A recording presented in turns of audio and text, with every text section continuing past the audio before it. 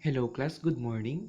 So today let's talk about solving multi-step problems involving decimals, mixed decimals, or whole numbers. So when we say solving multi-step problems, it means that it involves more than one operation or one step. So Polya's four-step problem-solving model includes the following step. First is understand and analyze the problem. This is very crucial in problem solving. So because if you don't understand and analyze the problem, you cannot solve it even though you know how to compute. Next is devise a plan or strategy for you to solve the problem. Probably you can only devise a plan if you understand and analyze the problem. And next one, this is so easy, just carry out or use the plan. And the third or the fourth one is check back to see if your plan is work. So this is our first example. Sally bought a blouse, two undershirts, and three pairs of socks for 494.25. The cost of an undershirt and one pair of socks was 106. How much did she pay for the blouse and a pair of socks? So let's solve this one. It says in the problem that the cost of one blouse, two undershirts,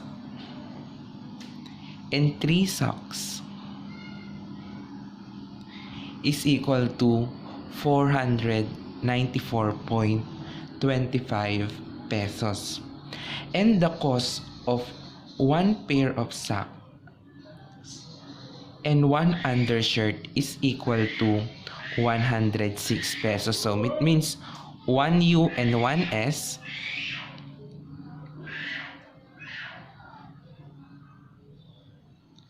is equal to 106 pesos. So as you can see, how many S do we have here, or socks? We have 2. We have 3 socks, 2 undershirt, and 1 blouse. We can rearrange this so that we can pair undershirt and socks.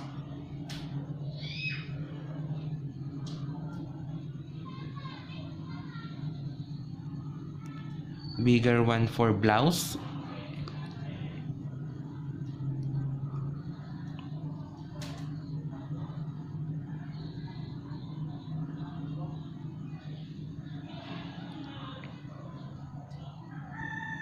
One, two, three, 4, 5. Okay, so this is for blouse. This one is undershirt, skirt, undershirt, skirt, and we still have one skirt. Or we can just move this one skirt here. Since the question is how much did she pay for blouse and a pair of socks? So let's pair blouse and socks, undershirt and socks, undershirt and socks. Anyway, this is just the same that we have 3 socks, 1, 2, 3, 2 undershirt, 1, 2, and 1 blouse. So since 1 undershirt and 1 socks is equal to 106 pesos, 1 undershirt, 1 socks is equal to 106 pesos, and this is our problem. So how much did she pay for a blouse and a sock? So we need to add 106 plus 106,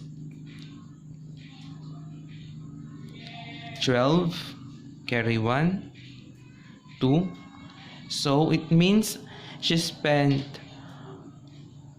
212 for this for 2 undershirt and 2 socks. So to get the value of blouse and socks, we need to subtract 494.25 minus 212.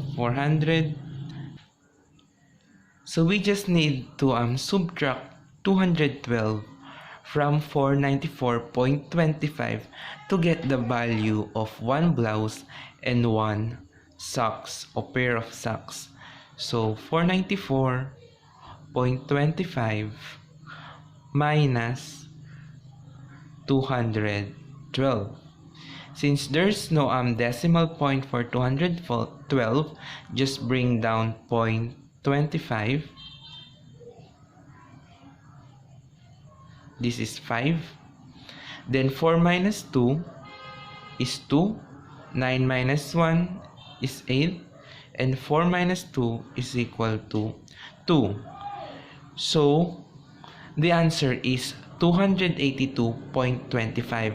It means that she paid 282.25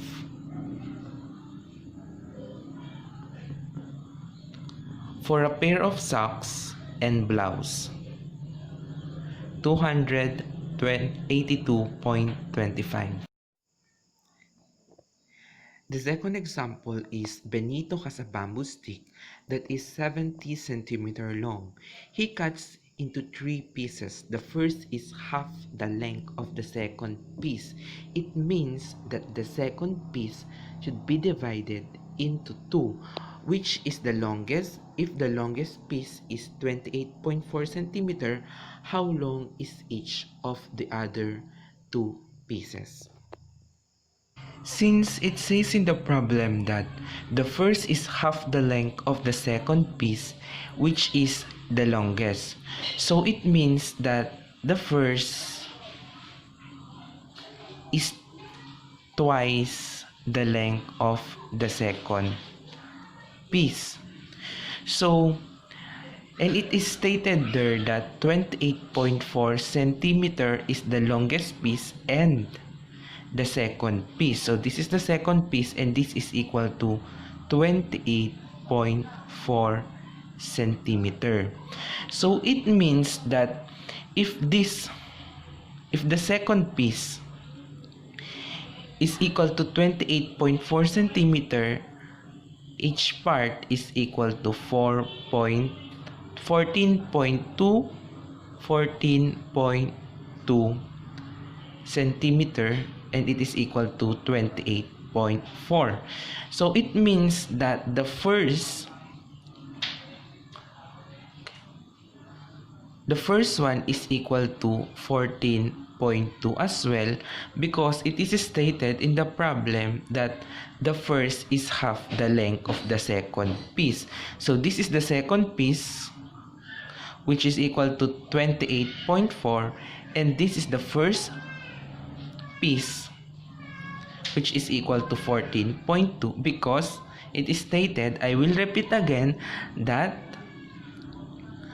the second one is half the first, or the first one is half of the second piece. So the second piece is 28.4 and the half of 28.4 is 14.2. So how long is each of the other 2 pieces? So what we are looking is the first piece and the third piece. So we already answered the first piece, and the next one is the third piece.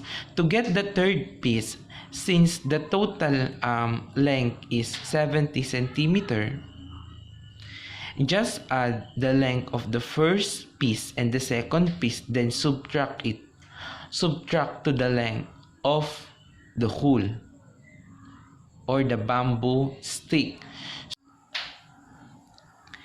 So 28.4 plus 14.2 for the first piece, 6, 12, carry 1. The answer is 72 or 42 So the length of the first and the second piece is equal to 42.6. So we need to subtract 42.6 to the total length, which is 70, to get the third piece. So 70 minus 42.6. So how to get the answer? Just simply, let's say there is 2 zeros here. Anyway, 70.00 is just equal to 70. Then let's subtract. So bring down 0. 0 minus 6 cannot be, so we need to borrow from 0. So this will become 10. 10 minus 6 is 4. Since we borrow in this part a while ago, and now we will borrow from 7, making it 6. And this one, this is supposed to be 10, but since we borrow 1 a while ago, this will be equal to 9. So 9 minus 2, the answer is 7. And 6 minus 4, the answer is 2. So it means that the length of the third piece is 27.40 centimeter. Don't forget to write the sign or the unit. 27.40 for the third piece.